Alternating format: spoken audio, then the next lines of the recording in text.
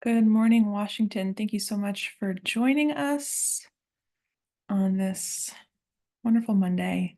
This is Understanding the Basics of DBT, Foundational Skills for Supportive Housing Staff.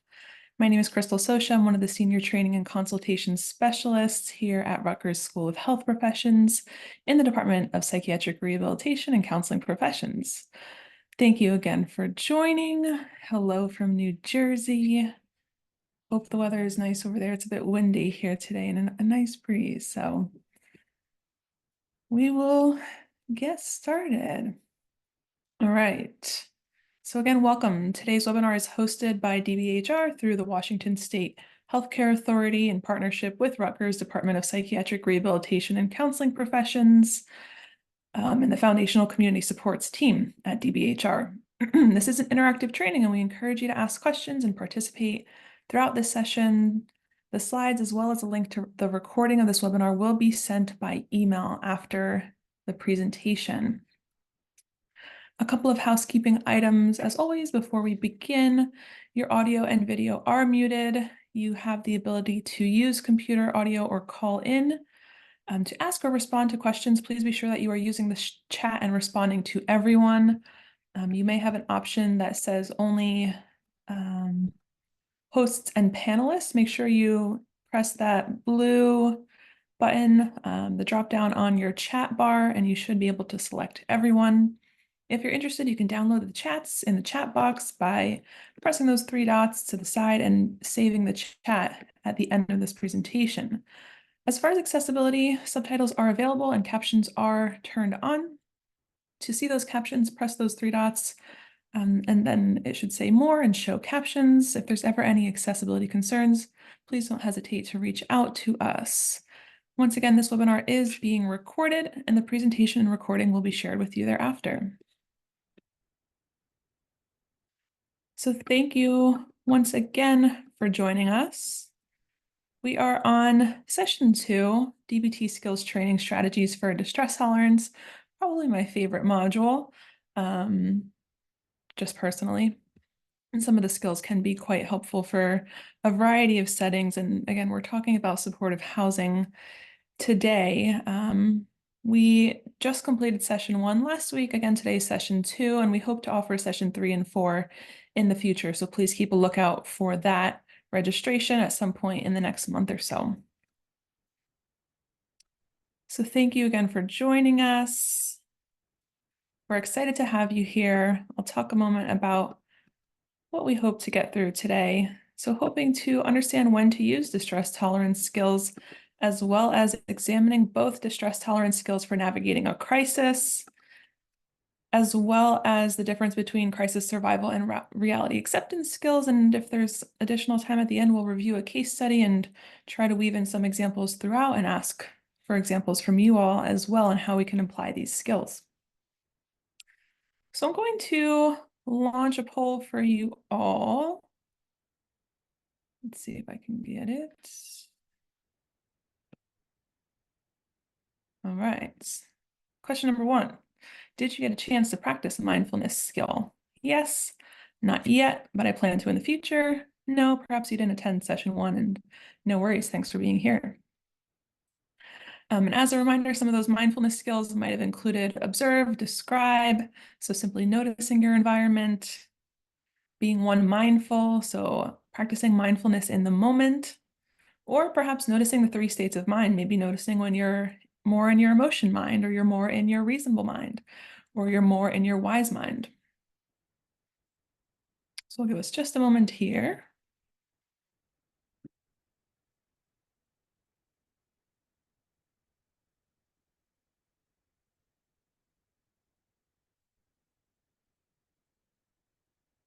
All right, I'm seeing the poll slow down, so I'm going to end. Looks like many of us did get a chance. And again, if you haven't, have no fear. Hopefully you get a chance to look at that recording or handouts and presentation to get to practice those, because again, it's important to really practice some of these skills, especially if we're teaching individuals that we're working with in the community. It can be so helpful that we really have a comprehensive understanding of these skills. The next poll I will ask. So for those of you who did get a chance to practice a mindfulness skill, which mindfulness skill did you practice? So the mindfulness what, we talked about observe and describe. Mindfulness how, which was again that one mindfulness, so noticing, doing one thing at a time rather than kind of going through the motions, feeling like we're on autopilot. Sometimes I think I mentioned, we're in this kind of highway hypnosis when we're driving. We don't know how we got from point A to point B, but we did. We got there safely. Again, perhaps you recognize when you're in reasonable mind, motion mind, wise mind. Maybe you practiced a different mindfulness skill, and that's great as well. And of course, not applicable if you were not here or did not get a chance to practice. Give us just a moment there.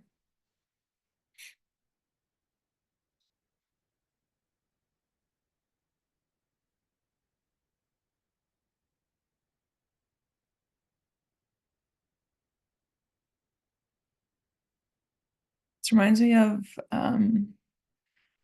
those TV shows like How to Be a Millionaire or something, where the audience is pulling in their results and you're seeing it on the screen.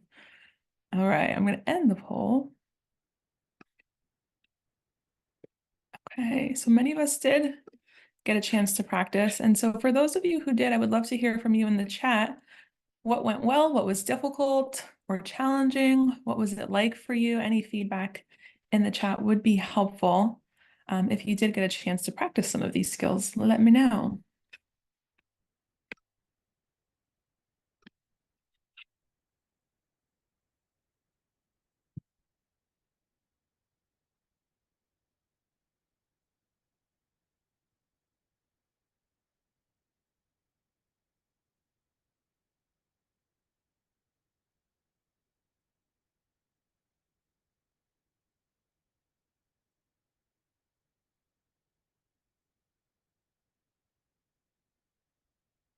So what went well?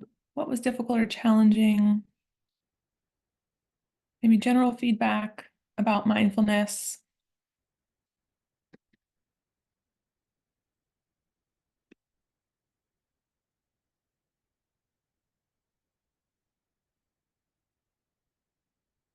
All right, see, Sabrina said, I practiced doing one thing at a time. It was hard to slow down. Absolutely. And Sabrina, I can guarantee that you're not alone with that. It's definitely hard to intentionally slow down.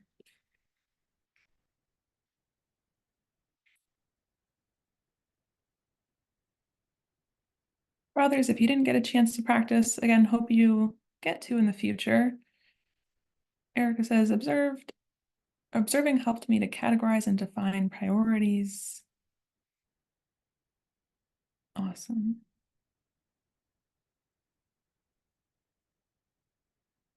And we can use observe in so many different environments. You could be observing nature around you simply by noticing.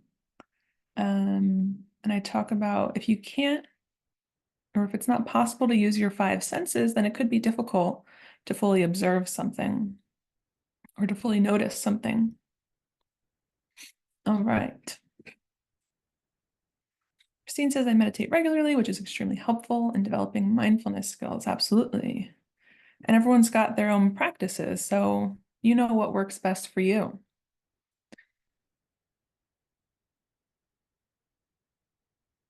Sherry, hopefully I'm saying your name correctly. I was able to utilize and point out when an emotion or reasonable or wise mind, also the five senses. Awesome. Great. So today we'll learn a handful of more exercises and activities and tools and interventions that are really helpful, especially when individuals are navigating a crisis. And we'll talk about that in just a moment. So last week we talked about mindfulness, and thank you all for the feedback. Once again, today we're going to talk about distress tolerance, so that ability to tolerate and survive crisis situations without making things worse, as well as reality acceptance skills to help clients really reduce that suffering. In the future, we'll talk about emotion regulation as well as interpersonal effectiveness, some of the core modules of mindfulness. But we're going to take a moment to pause together And I will walk you all through a sensory awareness exercise, which I find quite helpful, whether you're working with an individual or in a group setting or just need a moment to ground. I will ask if you feel comfortable to join me in this moment, just getting yourself into a comfortable grounded position, whatever that looks like for you. If you feel comfortable, perhaps closing your eyes or using a downward gaze, whatever feels right. And just starting off with a deep cleansing breath in through your nose and out through your mouth. And in your mind, rate your current level of distress from 0 to 100. 0 being no distress, 100 being the maximum level of distress. And staying in this position, simply listening to each question that I ask, and notice what occurs before I ask the next question. There's no right or wrong answers, just notice your reaction to each question. So we'll get started. Can you feel your hair touching your head?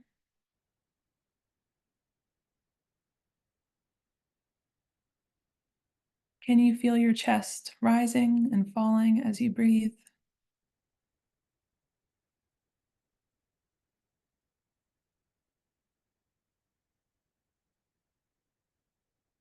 Can you feel the space between your eyes?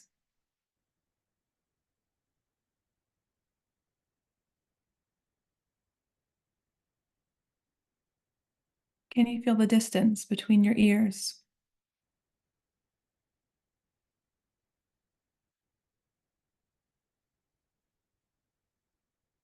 Can you feel your breath touching the back of your eyes while you inhale?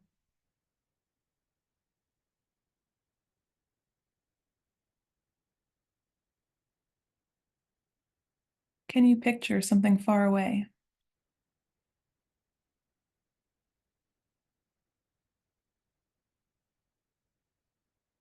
Can you notice your arms touching your body?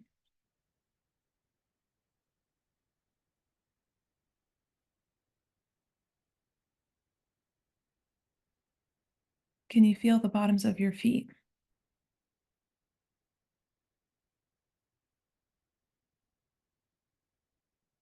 Can you imagine a beautiful day at the beach?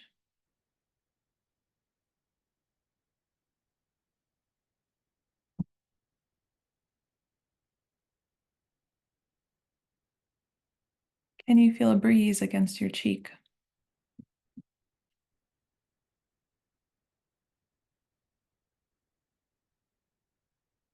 Can you feel a change in the temperature in the air around you?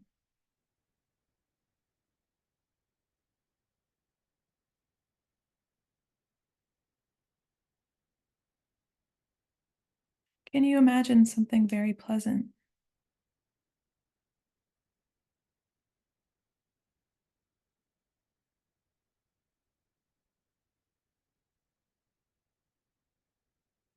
Can you imagine what it would feel like to float on a cloud?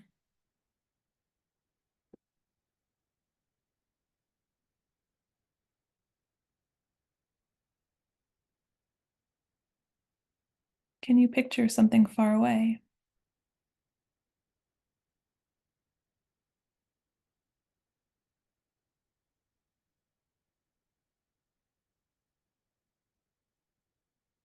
Can you imagine floating in warm water?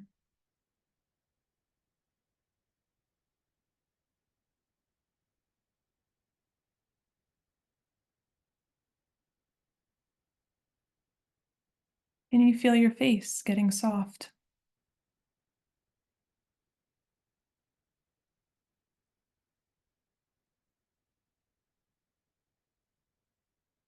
Can you imagine a beautiful flower?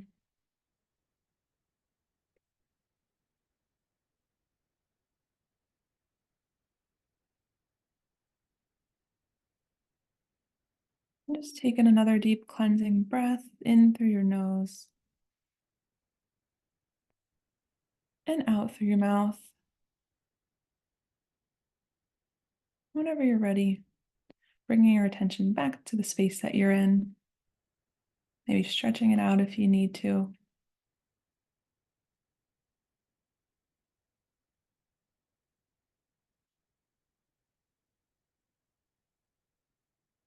All right, if you were able to participate in this, let me know what that was like for you.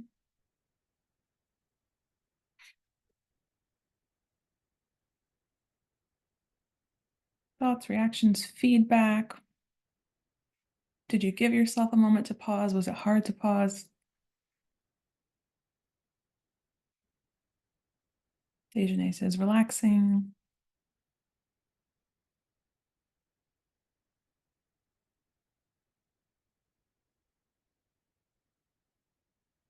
Perhaps it was challenging for some. Maybe you didn't get a chance to pause. Maybe it was hard to stay focused.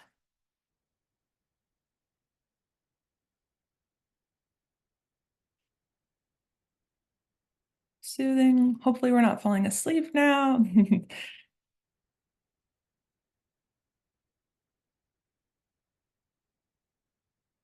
Sherry says those types of thoughts are so new to me. I enjoyed it. Yes, I remember there's actually a set of 30 questions and I read about 15 of them.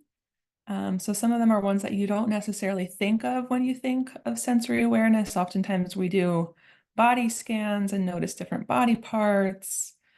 But this is a different way to think about sensory and the things that are kind of in the space around you and being more attuned to what's going on. And Kathleen says, hard to quiet my mind. Absolutely. And especially when we think about mindfulness and distress tolerance, and mindfulness in particular, the goal really isn't to fully quiet our mind because that's just so difficult and so impossible. But simply noticing when we are able to, let's say our mind does wander and we're able to bring our attention or our focus back. That's a successful moment. So simply noticing when our mind is drifting or wandering or going to our to-do list, we're thinking about documentation, we're thinking about notes to do, we're thinking about it's Monday, we've got a full week ahead of us, simply noticing that and bringing your attention back to where you are in that moment. So thank you for those who got a chance to pause and acknowledging the challenges and in doing so and the difficulty in really staying focused, especially for that amount of time. So thank you again. All right. I am going to transition then, and we'll be asking some more questions, so hopefully waking you back up.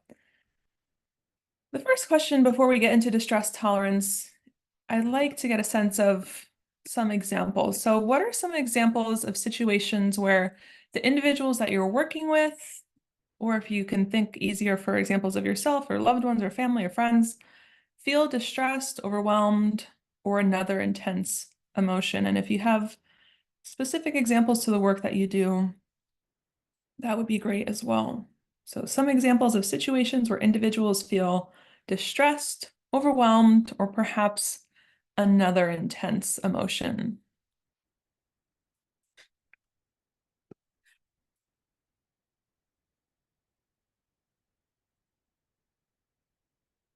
Death of family, housing insecurity, neighbor conflicts, relationship breakup, losing their home. Yeah. Barriers to growth, goals, interacting with friends and family, particularly family. Can't pay for rent. Yeah, maybe there's risk for eviction, landlord conflict. Food insecurity during summertime for students who depend on free meals at school. When they feel alone, isolated, lack of agency. Living check to check. Health issues, money issues, finances, financial expenses, child custody issues, pending legal cases. Okay. Life in general, absolutely. There are many times in life where individuals that we work with will feel distressed, overwhelmed. And even I'm thinking intensity of emotions like a strong feeling of excitement, a strong feeling of joy. But if we're looking on the end of distress and overwhelm and perhaps anxiety, fear, those emotions also weigh heavy and happen throughout our lifetime. I see working with individuals with psychosis, completing paperwork, making calls, relationship troubles, young adults transitioning back home. Yeah. And I may have mentioned this last time. I apologize if I did, but when we think about the work that we do, a lot of what we're doing is grief support or grief counseling to an extent. You might consider all counseling or all support to be grief counseling or grief support. And it doesn't need to be a death. As we know, it could be transition, it could be a relationship transition, home transition, loss of a home, and so on. Losing foster child after 4 years, pandemics, politics, yes. So many of these things contribute to these really intense emotions. My second question then is, have the individuals that you worked with, or if this is an example for yourself, ever been so angry, so sad, or even so excited that you've acted or they've acted without thinking and made things worse?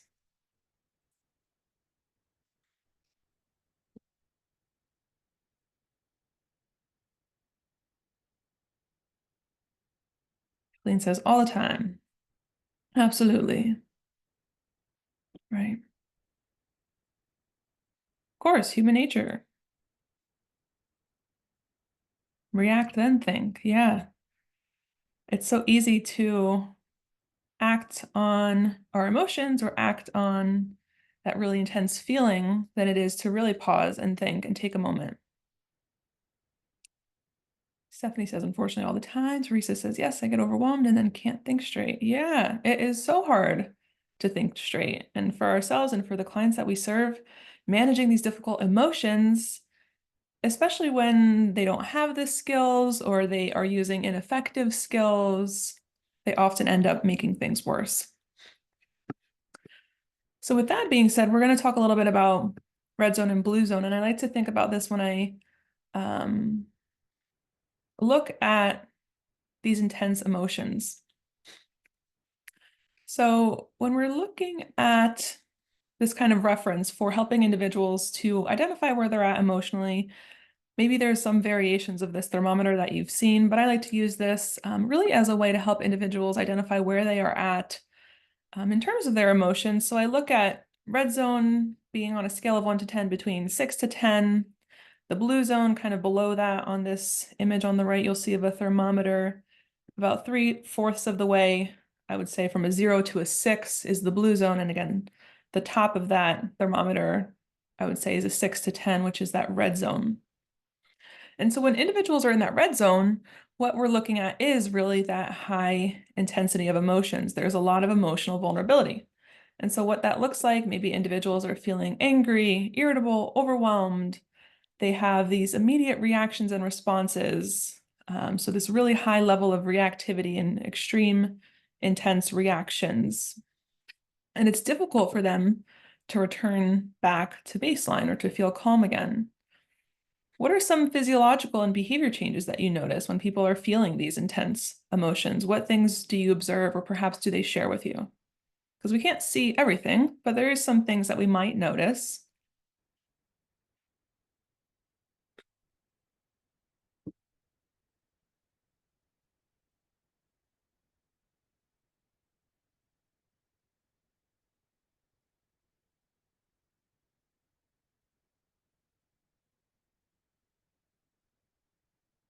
Maybe this person stays to themselves, tension in their posture, changes in behaviors and patterns.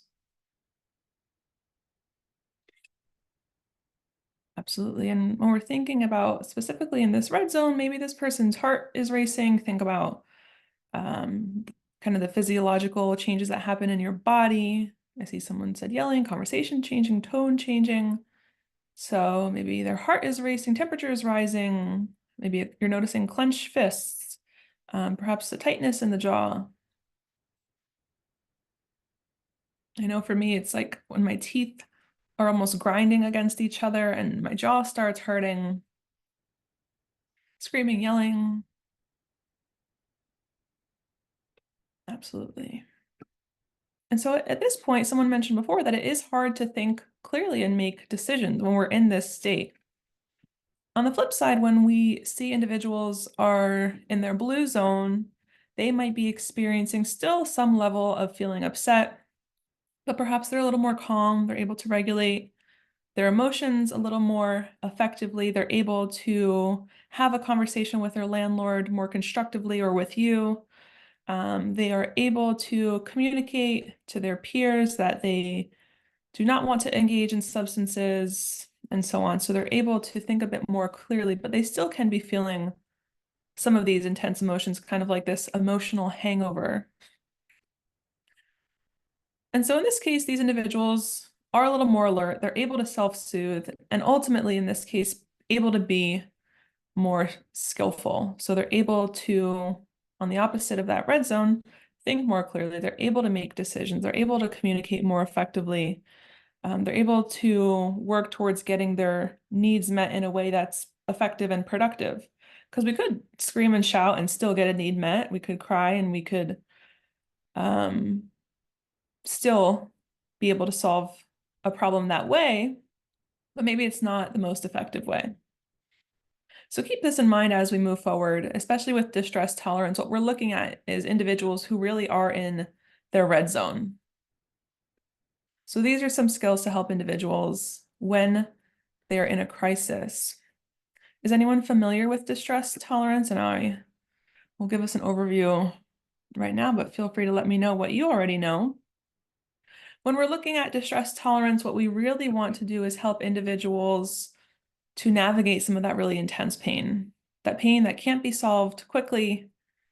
Even though pain is a part of the human experience, we can't avoid pain. So these skills really help individuals to tolerate those painful events, urges, emotions without making things worse, to also accept reality as it is. We can't change reality.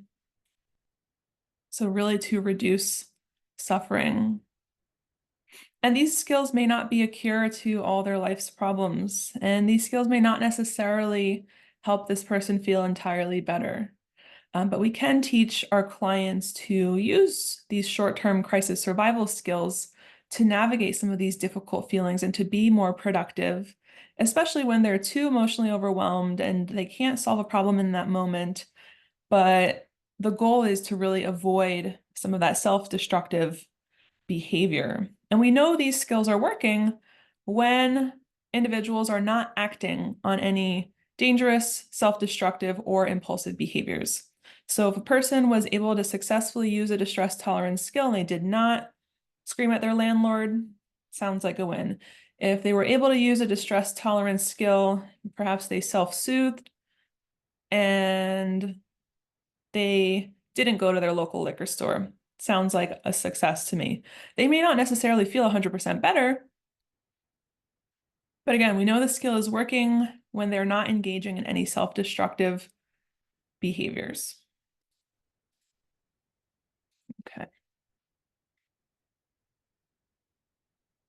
So some of the skills, actually we'll cover all of these. In brief today, this is just really an overview of crisis survival skills. So these are the skills, again, for tolerating those painful events, urges and emotions. When we can't solve the situation in the moment, we can't make things better right away, but we need to get through that moment, especially thinking about if this person wants to maintain their housing, if they want to re-engage with family, friends, loved ones, if they want to work on that relational conflict. These are some skills that can help them to reduce that pain to a manageable level and again, avoid those destructive behaviors. So if time passes and they haven't done anything to hurt themselves, hurt someone else, make things worse, the skill is working. So we'll cover most of these today. Is anyone familiar with any of these on the screen? Just let me know in the chat. Some may sound familiar, even if you don't know the specific DBT skill.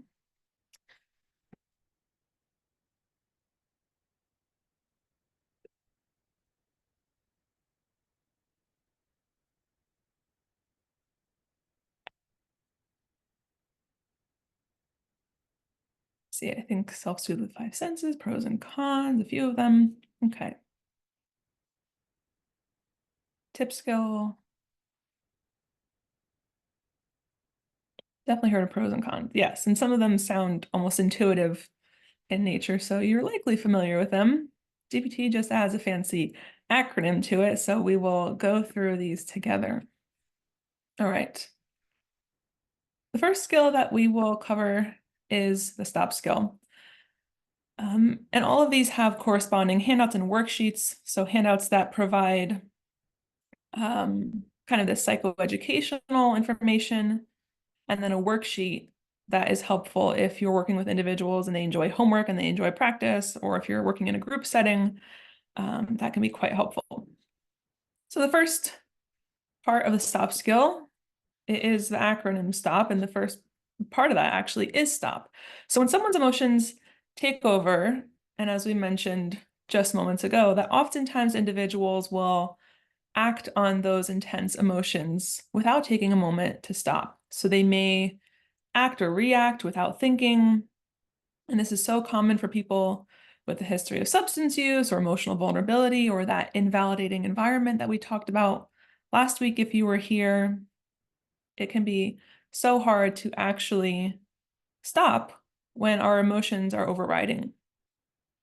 So the first part is to stop, encouraging and teaching clients to take a moment to pause, freeze in their tracks, whether it's physically, emotionally, kind of in that moment. I found it helpful to print out stop signs if visual cues are helpful for people. Some people have literally put their hand out as kind of like an indication to themselves to stop. You know your clients best and whatever works for them. But this first step really is to just pause and notice what's happening for this person.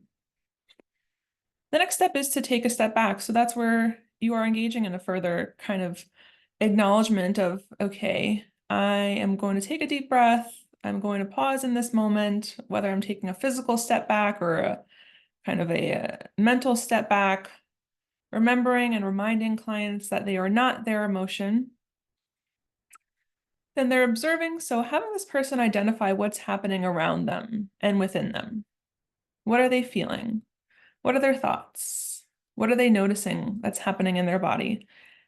And it might be hard to think clearly. And when we're thinking about people who are in their red zone, it is very difficult to stop and pause. So it can be helpful to maybe practice this for the first time after a situation that was really intensely stressful, or practicing this in a moment where they're not at a 10 out of 10, but maybe they're, approaching their 4, 5, 6. So they're getting to their kind of highest level of intense emotion. And then the last part is proceeding mindfully. So having this person ask themselves, what do I want from this situation? What are my goals? What choice might make the situation better, and what choice might make this situation worse? And again, if it's helpful to write things down with the people that you're working with, if it's helpful to speak about it, however this looks with you and this person, thinking about some of those really intense situations that could lead to more problems for this person, encouraging this client to stop. And this can be adapted in a way that feels right for them. But this is the acronym in its nature. So again, always finding a moment to pause with this person. And this is a pretty simple one. It may sound easier said than done. And people might say, well, it's not working. I tried to stop, but it didn't work. And I think there is success to be noted when a person is able to pause even for a few minutes before acting on these kind of destructive behaviors. So this is a fairly easy one, in my opinion, and we'll kind of progress over the course of this time together. The next skill is pros and cons. And pros and cons, many of us mentioned having a familiarity with. So when we're thinking about pros and cons, this might look like if you've seen the decisional balance worksheet or payoff matrix. This is specific to a crisis situation and can be adapted, of course, for many different things. But we want to help individuals to look at the pros and the cons of acting on their crisis urge.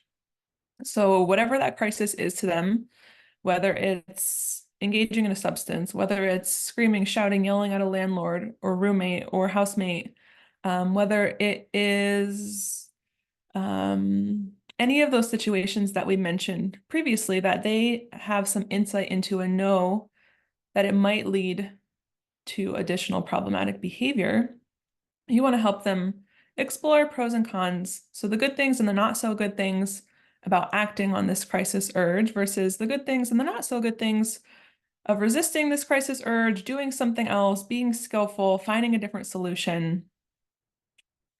So I like to go in the order of starting from the left and then kind of go clockwise. So this top left box. So what are some of the good things of acting on this crisis urge? What are some of the good things of engaging in this substance? What are some of the good things of screaming at your landlord? Maybe this person gets a need met. The landlord hears them when they scream.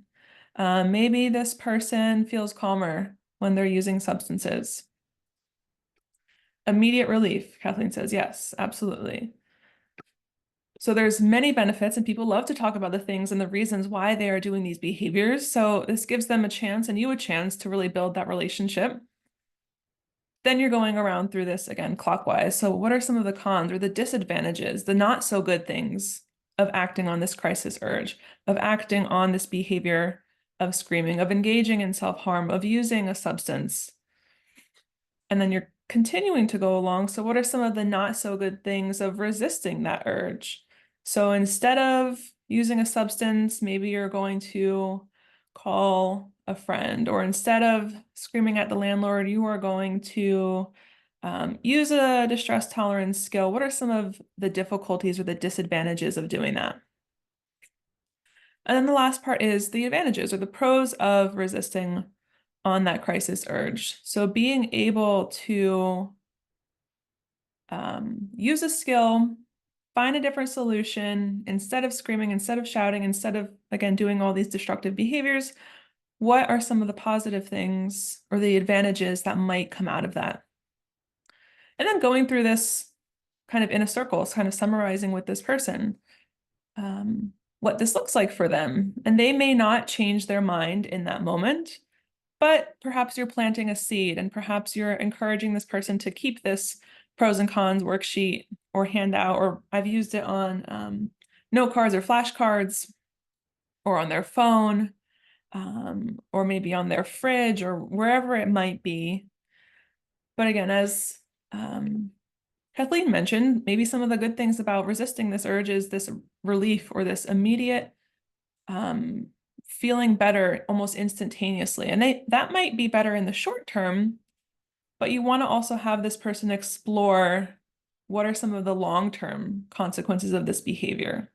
So it might feel good in the beginning, but what might happen if you continue to engage in substances? Are you at risk for eviction?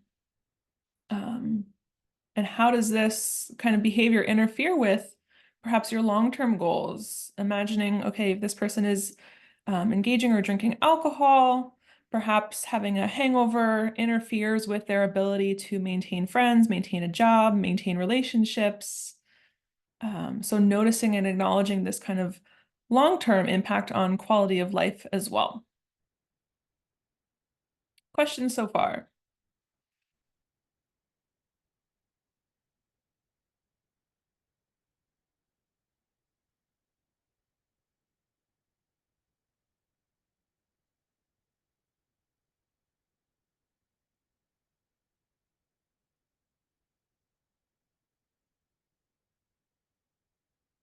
Brenda says, everyone is affected with your choice.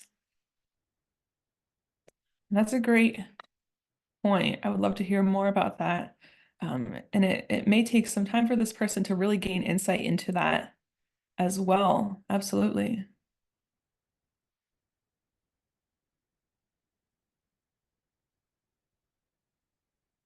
I also find quite helpful to, if you're using this on a printed out worksheet or on, perhaps the whiteboard in your office or wherever you're meeting with this person, maybe it's helpful to, again, have this person write it themselves, use their own words on this handout. I find that to be more empowering, so keep that in mind.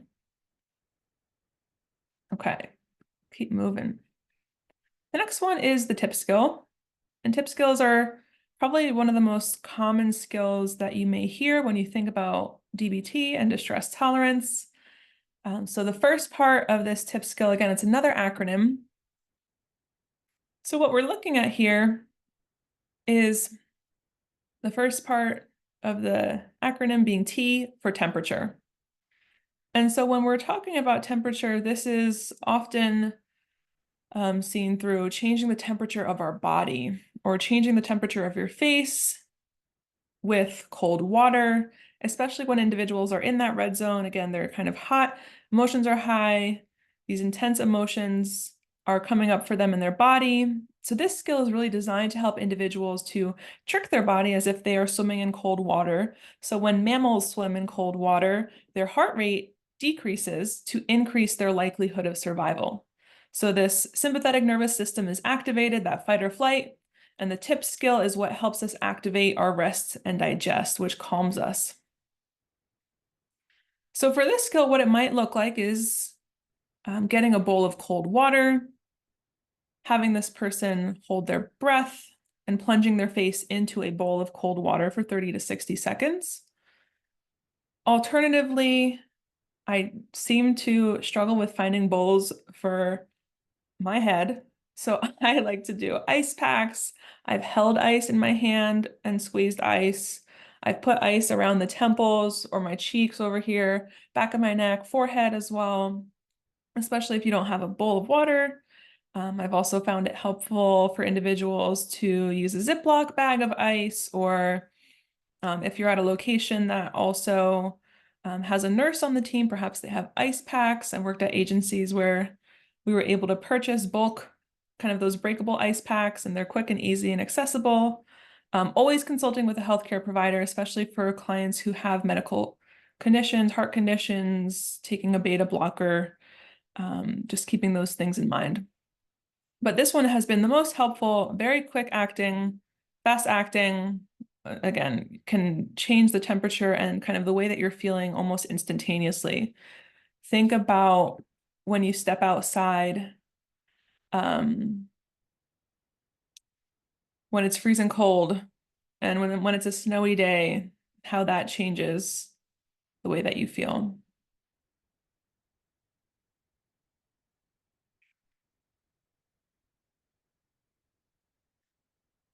And Brenda, I see a bowl could be difficult. Couldn't walking away also calm the temperature? Absolutely. There's so many different strategies that work for everyone. So keeping in mind, it may be a little bit of trial and error to explore what works best for this person. But I've found cold water ice packs, a cup of ice, an ice cube in the hand even, to be pretty effective almost instantly, because you're really shifting not only what you're feeling physiologically in your body, but it is almost a distraction as you're holding something cold to change some of those thoughts that are happening for you in your mind. The other piece to this is intense exercise. So ideally, this is engaging in exercise for 20 to 30 minutes, which has a quick effect on our mood and decreases some of those ruminative thoughts, helps individuals to improve their overall emotions and affect. But this can still work if you're encouraging individuals to do a minute of jumping jacks or a brisk walk or something to get their energy up. I also like to keep in mind, of course, what's most helpful for this person, their body, their abilities. Sometimes intense exercise is not feasible, especially for individuals who have a history of disordered eating or eating disordered behaviors. Perhaps looking at this as meaningful movement or intentional movement, intentional exercise. The next part of this acronym is paced breathing. So you're helping individuals to slow down the pace of their breathing. So this could be breathing in slower and exhaling for longer, helping this person to slow down their heart rate. What are some breathing techniques that many people like to use? I've heard of boxed breathing. I also like inhaling once and then inhaling again to really get in as much oxygen as you can, and then exhaling slowly all at once. But this looks different for each person. Oftentimes you hear individuals say, well, breathing doesn't work for me. I've tried breathing and it doesn't work. And what I notice is that individuals are perhaps like huffing and puffing. It's not intentional or slow breathing. Box breathing might look like breathing in for 4 seconds, holding for 4 seconds, breathing out for 4 seconds, and repeating this cycle again. It could be helpful to even trace. I've had tissue boxes, so kind of feeling and going across the lines as you're counting these seconds. If you have other strategies, feel free to share in the chat. The last part of this is paired muscle relaxation. So tensing and relaxing different muscle groups. And this can be as brief or as long as 45 minutes or as brief as just a few minutes, and helping individuals go through each muscle group. So it could look like if their shoulders are often tense, maybe releasing what that feels like, lowering the shoulders. If it's hard to notice tension, maybe squeezing fists and letting go. There's some body parts that individuals often hold with great tension, so it may be difficult for them to notice. But going through different body parts might be helpful. Again, whatever is best for this person's abilities and what feels right for their body. Again, all of these skills have an accompanying handout and worksheet.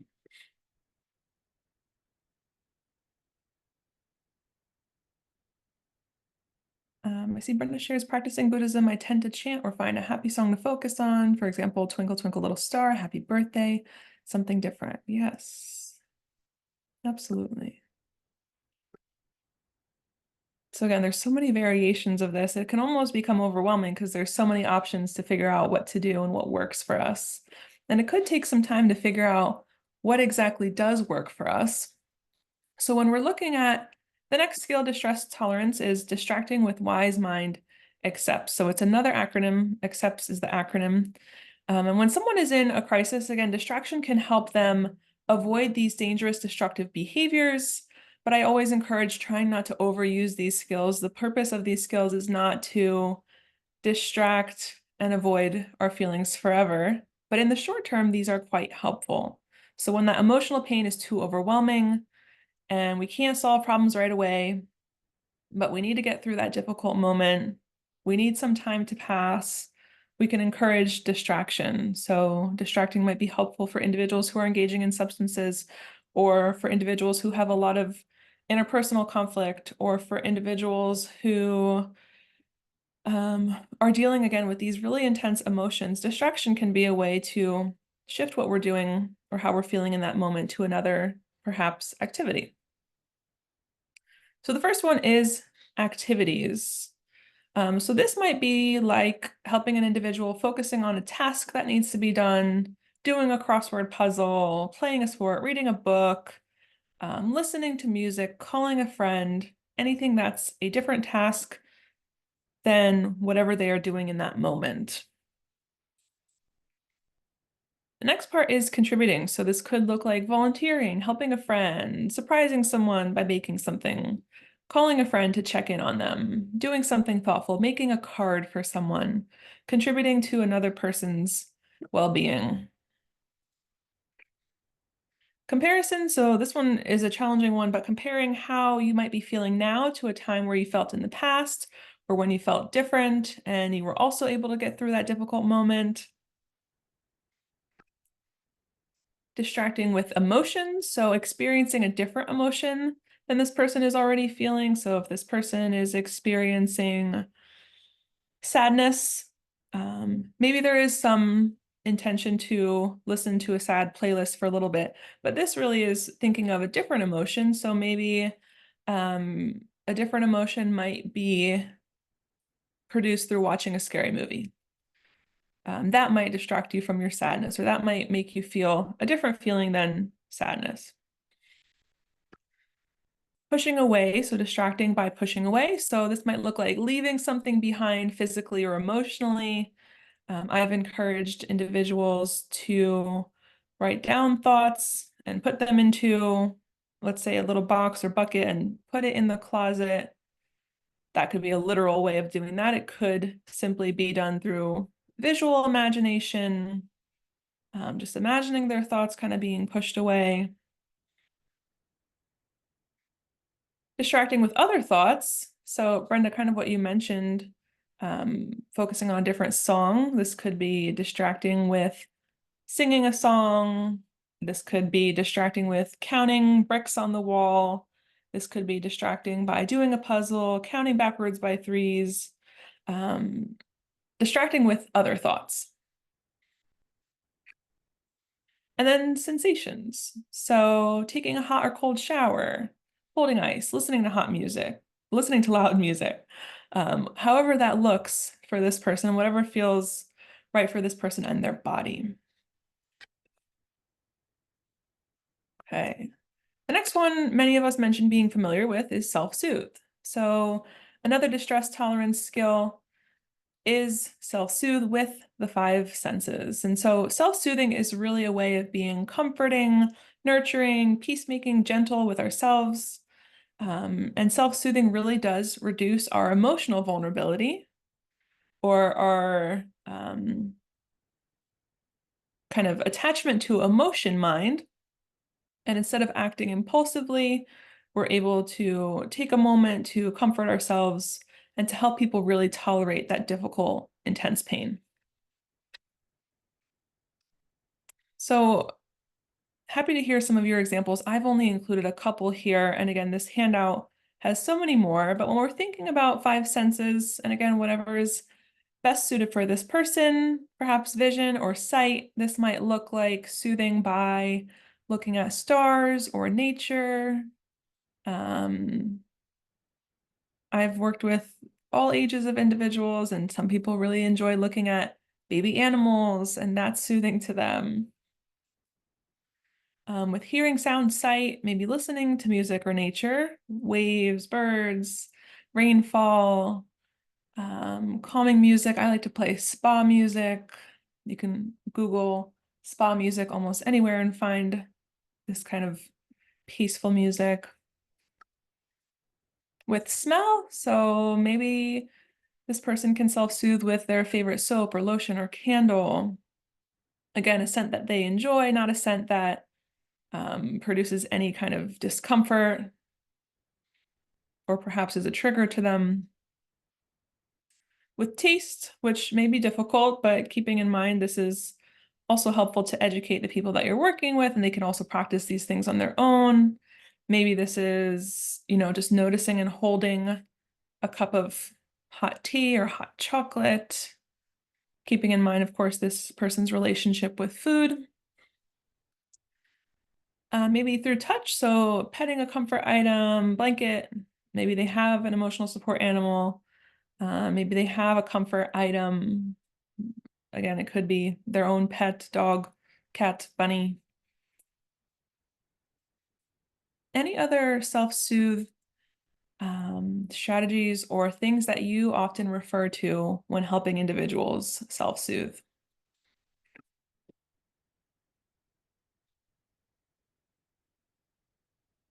I see Kathleen says, I keep snacks in my desk for several residents. I keep a bunch of, just reorganize my desk, but I had a bunch of fidget toys, different kind of items that are sensory and helpful for touch. And you'll start to, and again, most likely know the people that you're serving best. So whatever is most comforting to them, things that can be accessible for them. These are not things that individuals need to buy. Some things, of course, perhaps they may have to, but keeping in mind what works for them. And maybe there's some things that, you can listen to music for free. You can watch nature for free. Dejanay says coloring or art books. Yes, I just found a stack of all my coloring books. There's coloring books for adults and children, but both are suitable for adults, honestly. It's almost like channeling this person's inner child and comforting this person's younger self. The S for accepts was sensation. So other physical sensations like a hot or cold bath. This could also be a fidget toy or something using their senses. Sensations.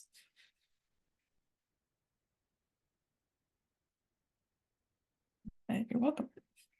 All right, so I will ask you all now, what is a place that is safe and secure to you, either real or imagined?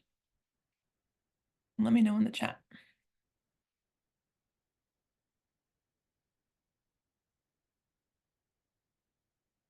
See, beach, backyard, home,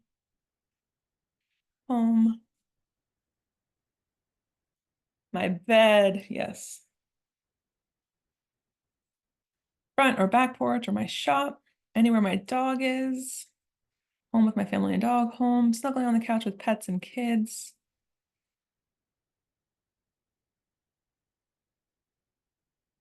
So many different locations, and helping the people that you serve identify what that place is for them. It could be real, or again, it could be imagined. It could be this visualization of a place that feels comforting and feels nurturing and feels calming for them. And I ask that because our next skill in distress tolerance is improving the moment. Again, DBT throws in so many acronyms. Please don't feel like you have to memorize them all. I sure don't, and sometimes do forget. So the first part of that improve is the I for imagery. And when we're improving the moment, this is really just replacing some of those immediate distressing things that might be happening with more uplifting, positive, hopeful, exciting activities to make it difficult or make it more easier to get through that difficult moment. So this is helpful when individuals are feeling overwhelmed. They might be feeling like this feeling is going to last forever and perhaps self-soothing is not working. So how can they change this very moment? So the first part is imagery. And again, the reason I asked about your safe and secure place is because with imagery, we talk about identifying this safe or secure place. So whether that's through a mental visualization, can be used as a way to distract this person, helping this person create a situation different from the actual one that they're in. It's almost like leaving the current situation that they're in. So making sure that this place is safe and secure to them. So whether it's going to a place or imagining a place, it might be helpful to practice this again a few times. It's hard to just think of something in that moment without visualizing it over and over and over again if it is through a mental visualization. The next part of this skill is through meaning. So improving the moment through meaning. And that might look like finding or creating meaning, which helps many people in a crisis. And that can be so hard when, again, we're at a 10 out of 10. So thinking about almost finding a way to explore what this situation might be providing them. Is there a silver lining? Is there another perspective to this situation? It's kind of like that expression, making lemonade out of lemon. So is there another meaning that's happening here? With prayer, so this could be for individuals who do believe in God, individuals who believe in higher power, completely opening themselves to this present moment. And this is really similar to what we'll talk about, which is radical acceptance in just a bit. But this isn't begging or asking like, why me? It's more of exploring and opening and kind of accepting what is happening in that moment. With relaxing actions, so this is activities that might be helpful in calming this person down. And you'll see some overlap in many of these skills, but thinking of things that are soothing and comforting for this person. One thing in the moment is similar to what we learned last week if you were here, that one mindfulness. So maybe focusing on just this moment, just this breath, focusing on what's happening in the now rather than feeling anxious and overwhelmed about what could happen or feeling really stuck and depressed on what's happening in the past. Focusing on just this moment. With a vacation, so this is not telling your boss you're not going to be here for the next month because you're taking a trip to Bora Bora, although I would love that for you. This is almost like taking a vacation from adulthood. This is allowing yourself to be taken care of and taking care of yourself in that moment. We know that we all need a vacation from adulthood once in a while. So something that does not harm this person, making sure that this vacation is brief. This really shouldn't last more than a day. This could be a break from social media. This could be a break from your phone. This could be a break from the environment that they're in. So again, taking a moment to regroup with encouragement. And this one, again, is another kind of simple one, but this might look like cheerleading and helping this person cheerlead themselves, and rethinking this situation. Could it be, for example, through kind of an affirmation of, I'm doing the best I can. This pain is temporary. I'll be okay. And helping this person identify some of those self-statements that are more positive or more helpful or more reassuring, talking to themselves like they would talk to a loved one, or talking to themselves like they would to if they have a pet, and if there's no loved ones in their lives, how would you talk to a close friend in this moment? So again, any of those kind of statements that help them get through that difficult moment. Okay, any questions on crisis survival skills? I just, again, briefly covered all the acronyms. All of these have, again, handouts or worksheets. If you simply search, even if you Googled distress tolerance improve the moment handout, you'd find the full handout with all the examples in it. But if there's no questions, I will continue moving. Because the second half, or the remainder part rather, of this session today is on reality acceptance skills. And reality acceptance skills are skills for accepting life as it is in the moment. We unfortunately do not have the power to change, well, maybe you could change the world, but we don't have the power to often change these really difficult, intense emotions, especially when clients are living a life that they don't want. And reality acceptance teaches us to allow and accept and acknowledge and notice this distress when it comes into their life, kind of teaching them how to feel the feels, acknowledging that acting on some of these feelings might end up in more ineffective or destructive behaviors. So these are skills for individuals who are experiencing a really great deal of pain, difficulty. They're in distress, but it's not a crisis. It's kind of the way their life is right now. So a lot of these skills we'll talk about in just a moment, but again, helping individuals to really reduce suffering. So the first one is radical acceptance. And this I find to be actually one of the hardest skills in DBT and in general, because radical acceptance really comes into play when someone's not able to solve their problems and they also no longer wish to stay suffering. So radical acceptance really means, or radical itself means, all the way, complete, and total. And I would like to also acknowledge, and I'll share in the next slide, that radical acceptance is not approval. It's not someone agreeing with their life. It's not someone approving the way that their life is in this moment. They're not agreeing with a person who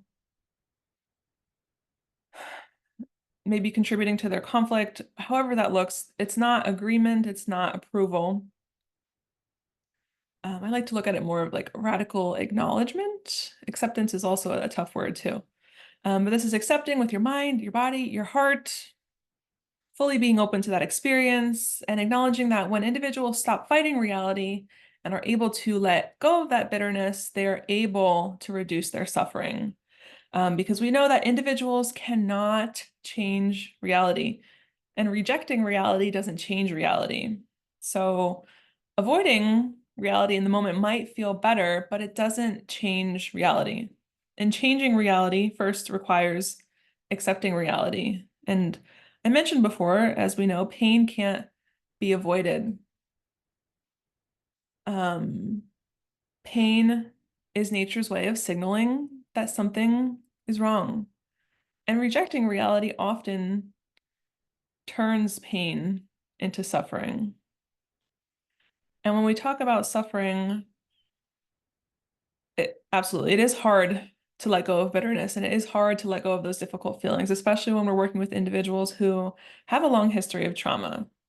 But suffering often comes from, and this is, in the words of Marsha Linehan, suffering comes from when people are unable to either refuse or to, they're unable to accept the pain.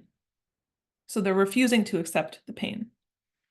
And maybe people are, again, fighting against reality. It's making it more difficult to simply go through the motions and live through their life when they are fighting against reality. We know that life is so difficult, and we know that there are many things that are out of our control, and that the environment can often be more powerful, which we mentioned last time. So helping individuals notice that they might be questioning or fighting against reality, or saying things like, it shouldn't be this way, my life shouldn't be this way. And you're definitely validating those moments, absolutely. The life that you're living is really frustrating right now, and you didn't ask for this, and acknowledging that this unpleasant reality is just as it is and can't be changed, at least right now. So radical acceptance is not, as I was mentioning, agreement. It's not approval. It's not giving in. And it's not compassion for life and people and situations. But what it is acknowledging what is, and it is letting go of fighting reality. And I like this last piece here from Marsha Linehan, who describes pain plus non-acceptance ends up in suffering, but pain along with acceptance results in freedom. We know that pain can't be avoided, and it can be very difficult to express or find freedom without acceptance.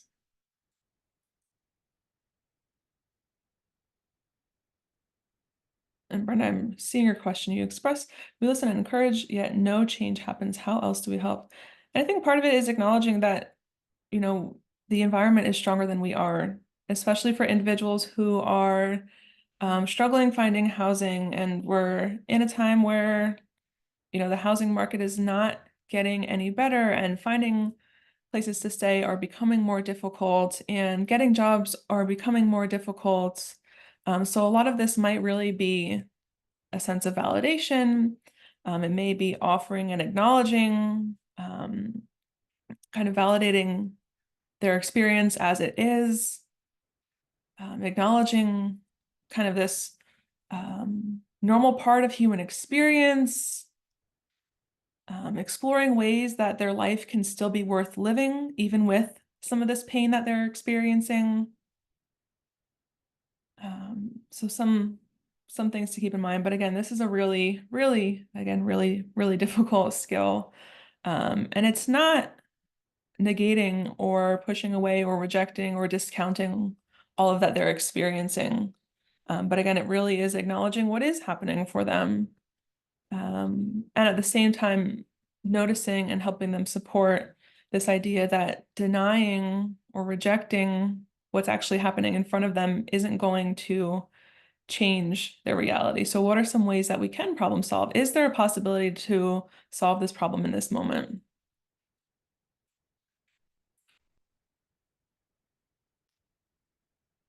If others have feedback, feel free to share. That is a really difficult question.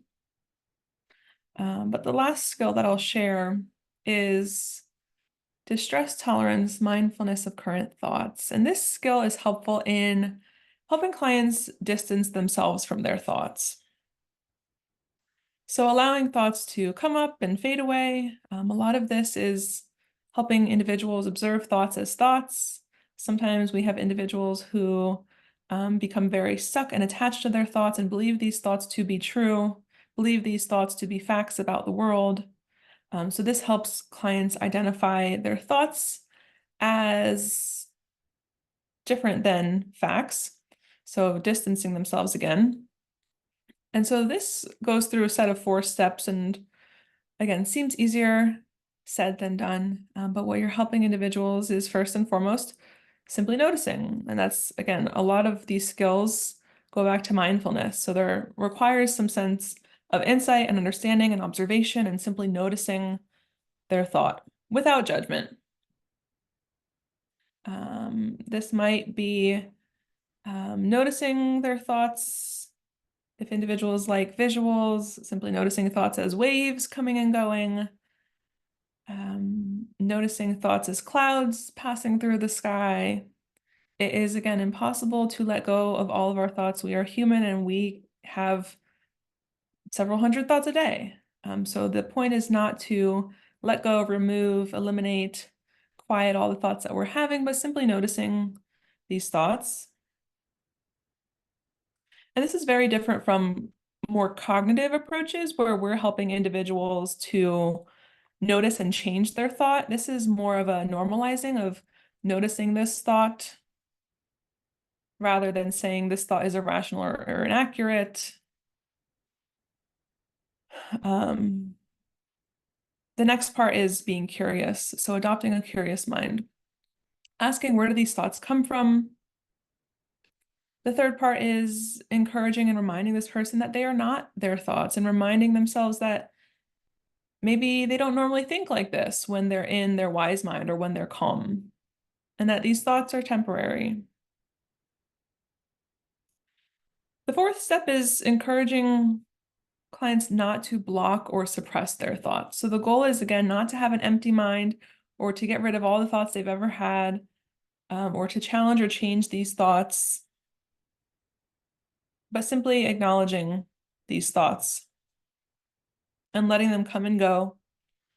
And with practice, we help individuals to feel more and more free and less controlled by some of these thoughts.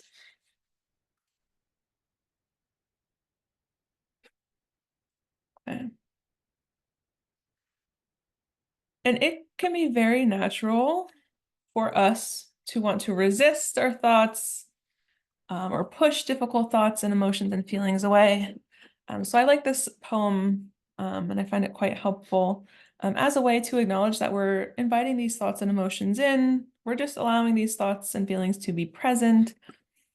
So this is a poem by Rumi called Guest House, and I'll read it, and it's also here on your screen.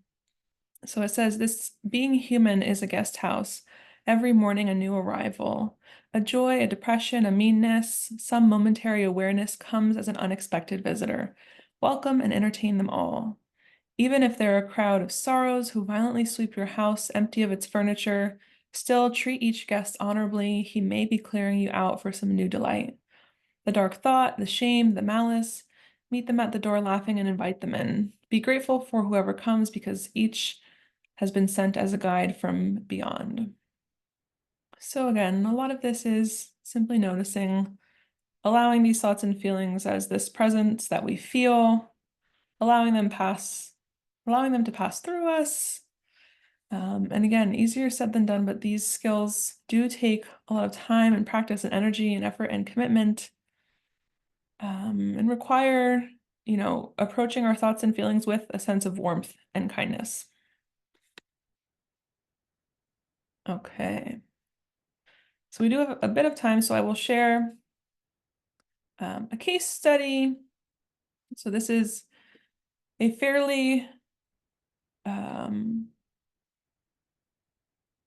I'll say a general case study, but when we're looking at this, I will read this out loud and we'll ask how you might utilize either distress tolerance skills or perhaps mindfulness that we already learned to support Michael. So Michael is a 25-year-old who grew up in a high conflict household where he often witnessed arguments between his parents. As a child, he struggled with anxiety and had difficulty managing stress. Throughout his teenage years, Michael began to use alcohol as a coping mechanism, which continued into adulthood. Despite these challenges, he was able to complete his education and establish a career in marketing. However, his job involved high pressure and long hours, which exacerbated his anxiety and led to burnout. Recently, Michael was laid off from his job, and shortly afterward, his long relationship ended. You can also add additional things thinking about for those of us in supportive housing. Perhaps this led to a period of homelessness or being unhoused. So a lot of layers of grief are happening for this person and loss. These events triggered intense feelings of worthlessness and despair. Michael's coping strategies, such as excessive drinking and spending, have intensified, leading to strained relationships with family and friends and financial difficulties. Michael feels overwhelmed and struggles to cope with intense emotions. He often feels like he's, quote, on the verge of a breakdown and doesn't know how to manage his distress in an effective way. How might you utilize distress tolerance skills or mindfulness skills, or perhaps another approach if that's more comfortable for you to help Michael navigate some of these intense emotions? And feel free to share in the chat. I'll give us just a moment here.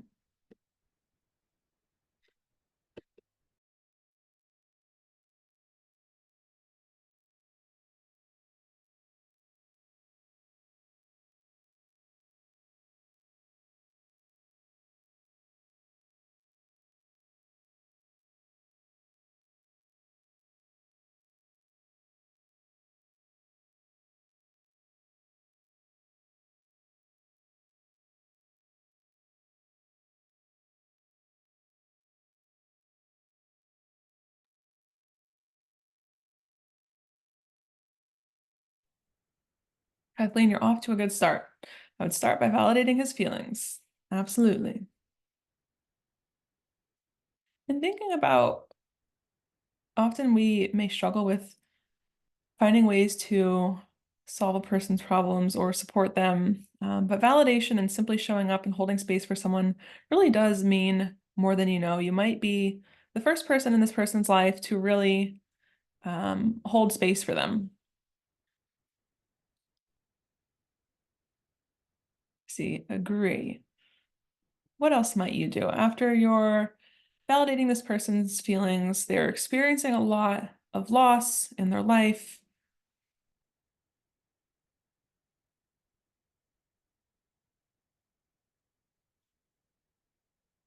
Brenda, absolutely. That's a lot to uncover. It feels like a spiral of emotions. Yeah.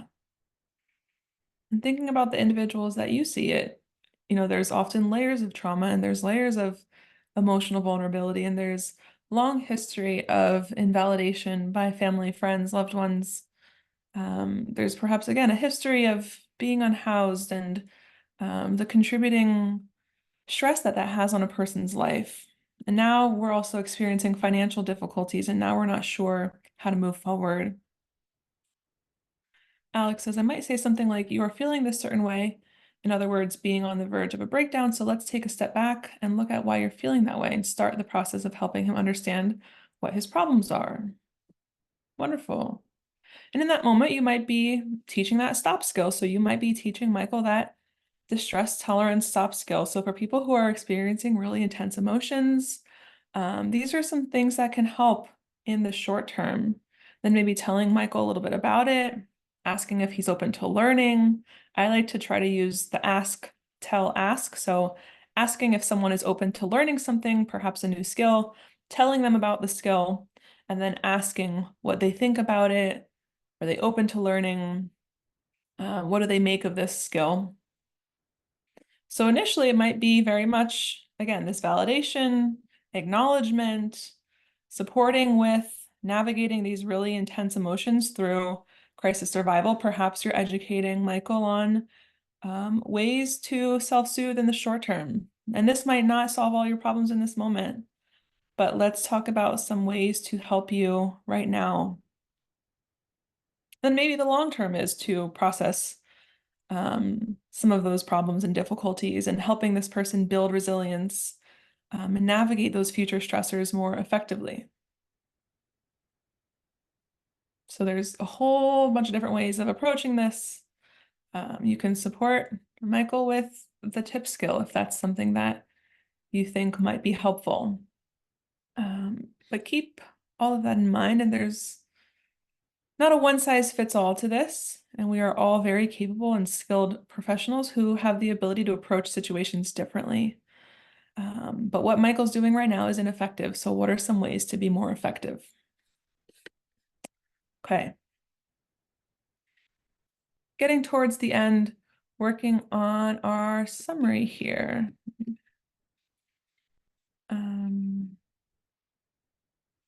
Okay. So in wrapping up and in conclusion with distress tolerance skills, we know that distress tolerance, given this super high level overview, I'm hoping that you are interested in learning more, but try to touch on every skill within distress tolerance, including crisis survival, as well as reality acceptance. So crisis survival skills are those skills that work with individuals and help individuals when they can't solve things right away, and they want to survive a crisis without making things even worse. And we know that these skills are working when people aren't acting on those self-destructive or impulsive behaviors. And then that reality acceptance, which are, again, some of those more difficult long-term skills, but helping individuals when they are in more of a wise mind place to access some of these skills and to be able to reduce their overall suffering. So what I will encourage you to do as homework or practice, since it may be some time till we meet again, please do take some time if you can to practice the distress tolerance skill, whether that's the tip skill, maybe it's a distracting activity, maybe you're self-soothing through the five senses. You can access the handouts online or through the resource recommendations provided. We'll also share this presentation with you. And maybe perhaps practice teaching this skill to a friend or loved one if you feel comfortable teaching to a client. I will share our evaluation. You will have access to these slides, absolutely. Please do take a moment to complete the evaluation. This is anonymous and does provide feedback to us as to how to improve these trainings. You can either scan the QR code, or Emily put the link in the chat. So hoping that this was a helpful overview of distress tolerance, and hoping that you're interested in learning more, because again, this is very foundational in nature. It's not a one-size-fits-all. Take what you need and leave the rest behind, but would love to hear from you. This is an anonymous survey, so please do feel free to take a moment to complete this. I will also share our resources, which I did last time as well if you weren't here. These two in the middle are really the go-to DBT skills training manual. We can also share that with you as well. Emily shared the distress tolerance handout for sensory awareness, which was the script that I used in the beginning. And then there's some other helpful workbooks. I found this DBT skills workbook for psychosis. I did a DBT training on psychosis. So also found this to be quite helpful. There's a few other books if you're working with adolescents. And then additional resources. So these websites below are Marsha Linehan and her colleagues. And if you're interested in more formal training and getting certified in DBT, the links are these first two. And then the last one is DBT videos from Rutgers, from another department in Rutgers. And they offer really short clips of skills kind of through just this animated video of different DBT skills. So I encourage you to look at those. Once again, we will share these resources in this presentation and the slides and the recording with you. Some references. Here's my email if you have any questions, but all of this will be coming to you from DBHR. Again, we would love to thank you and thank you all for being here, for your engagement and for your time, for your interest in learning more about distress tolerance and DBT. We hope to see you in the future, hoping to have that part 3 and 4 in the next few months. So stay tuned for that. That'll be for emotion regulation as well as interpersonal effectiveness. Thank you everyone for being here. I'm glad you learned a lot. If this was a refresher for you, I hope that it was helpful as well. and we will hopefully see you another time. Thank you so much for being here. Have a great rest of your day.